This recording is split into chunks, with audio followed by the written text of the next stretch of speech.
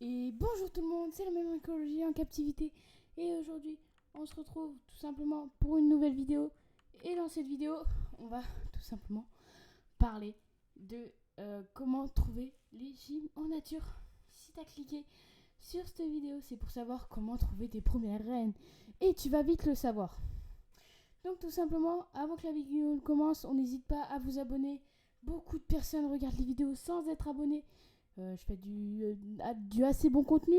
Donc, j'essaye de m'appliquer. Je vais commander un colis pour vous, pour faire une méga ouverture. Donc, franchement, en plus, ça va me coûter cher. Donc, n'hésite pas à t'abonner, à liker. Merci du fond du cœur. Donc, on commence tout de suite au niveau de la première règle. Il va tout simplement falloir que tu te renseignes sur les espèces de fourmis que tu peux avoir chez toi. Voilà, dans ton jardin ou dans ta région. Donc voilà, ça c'est assez simple. La deuxième, il va tout simplement falloir que tu te renseignes. Tout simplement, il y a des colonies chez toi. C'est important aussi parce que si tu ne sais pas où sont les colonies, tu vas avoir un peu de mal à trouver les essaimages en nature et donc un peu de mal à trouver les reines. Donc ensuite, on va tout simplement du coup commencer tout de suite avec le vif du sujet. Pour trouver une gine tout simplement et qui soit sûre d'être fécondée, il faut qu'elle n'ait pas les ailes. Donc déjà, qu'est-ce que c'est qu'une gine? Une gine, c'est tout simplement une fourmi beaucoup plus grosse, qui est énorme. Et donc, vous pouvez taper sur internet gine et enfin, reine fourmi. Vous trouverez, comparé à une fourmi normale, vous allez vous dire, elle est énorme celle-là.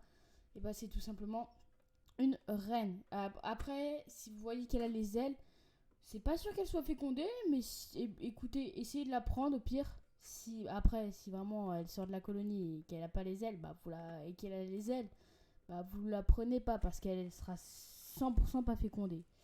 Donc si vous en voyez une qui se balade dans la nature et qui a encore ses ailes, vous pouvez peut-être essayer de la prendre pour voir si elle enlève ses ailes ou elle pond. Si elle pond, ça veut dire qu'elle est fécondée. Si elle pond pas, et ça veut dire que tout simplement elle n'est pas fécondée et que ça va être un peu plus compliqué que ça, quoi. Donc ensuite, une des règles principales, c'est d'aller le matin très tôt ou le soir très tard. Tout simplement car les essaimages se font là où il y a le moins d'activité au niveau de l'être humain, tu vois. Et elle, il y aura beaucoup d'activités. C'est un moment très stressant pour la colonie, donc il faut qu'elle soit sûre qu'il n'y ait pas de danger. Et dès qu'elles sont sûres qu'il n'y a pas de danger, tac, elles y vont. Et là, elles balancent toutes les sexuées, mâles et femelles. Et tout simplement, ils font un essaimage. Donc un envol nuptial. Qu'est-ce qu'un envol nuptial? C'est tout simplement les mâles et les femelles, donc les princes et les princesses, ou les gines et les mâles, qui vont tout simplement dans les airs s'accoupler. Et ensuite, donc la reine va tomber au sol. Elle va aller au sol et elle va contracter les muscles de son dos pour faire enlever ses ailes.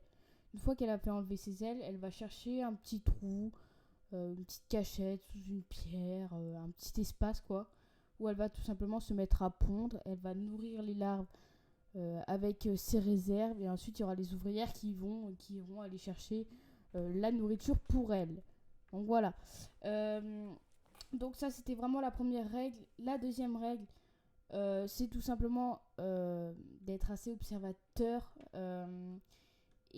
tout simplement les reines fourmis, il faut essayer de les trouver. Vous pouvez en trouver plus après une petite pluie ou un orage car le sol sera beaucoup plus mou et ça va faciliter, ça va être plus facile pour les gines pour pouvoir creuser si elles en ont besoin. Et donc pour terminer, une fois que vous avez trouvé votre gine, faut la mettre dans un tube à essai. N'hésite pas à vous regarder les vidéos tuto pour les tubes à essai qu'il y a sur ma chaîne YouTube. N'hésite pas aussi à regarder les fiches d'élevage. Il y a aussi des fabrications de nids et tout. Ça peut être vraiment intéressant pour toi. Et donc n'hésite pas à regarder tout ça. C'est vraiment important et ça peut vraiment être cool. Va faire un tour sur la chaîne tout simplement. Aussi, abonne-toi. On n'hésite pas. On est 20 sur la chaîne. Merci infiniment. Merci du fond du cœur. Donc on n'hésite pas, on continue à un goal 30 abonnés maintenant. Je suis sûre qu'on peut y arriver avant la fin de septembre. Donc voilà, vous avez un peu plus d'une semaine et demie pour essayer de relever le défi. Si vous y arrivez, il y aura peut-être une surprise. C'est pas sûr, mais il y en aura peut-être une. Donc allez, abonnez-vous en masse les gens. Donc je vais continuer. Tout simplement au niveau des trucs comme ça, voilà quoi. Et ensuite, dès que vous les ramassez, mettez-les en tube à essai, mettez-les dans le noir, ne les dérangez pas, 1 ou 2 fois par semaine, grand maximum.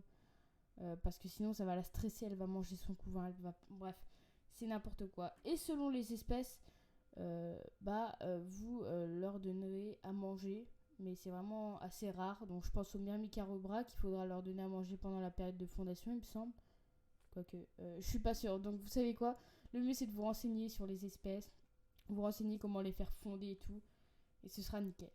Donc voilà les gens, c'est la fin de cette vidéo. J'espère qu'elle vous aura plu. Si c'est le cas, n'hésitez pas à mettre un gros pouce bleu en dessous de la vidéo et à vous abonner. Bombardez-moi ce petit bouton d'abonné là, ça ferait juste trop plaisir. Merci du fond du cœur de votre fidélité et tous ceux qui me suivent. Et tout simplement, on se dit ciao et à une prochaine vidéo. Allez, bye bye.